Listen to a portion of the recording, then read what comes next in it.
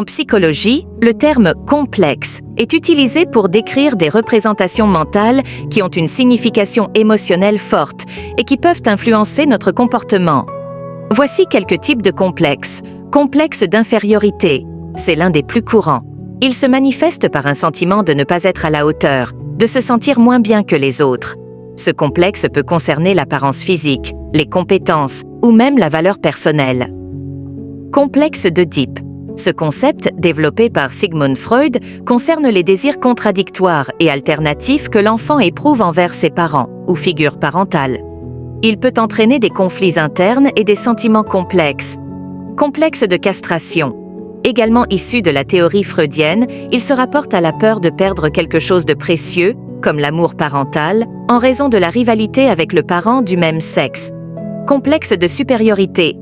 Contrairement au complexe d'infériorité, ce complexe se caractérise par une surestimation de soi. La personne peut se croire meilleure que les autres, ce qui peut entraîner des comportements arrogants. Complexe de Cendrillon.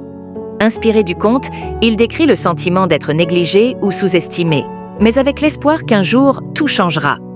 Complexe de Napoléon. Fait référence à une personne de petite taille qui essaie de compenser sa taille par des comportements autoritaires ou ambitieux. Complexe de Diane. Se rapporte à la peur de vieillir et à l'obsession de la beauté et de la jeunesse. Complexe social. Il concerne les interactions sociales et peut se manifester par des difficultés à s'intégrer, à communiquer ou à se sentir à l'aise en société. En somme, les complexes sont des représentations mentales qui peuvent influencer notre perception de nous-mêmes et nos comportements.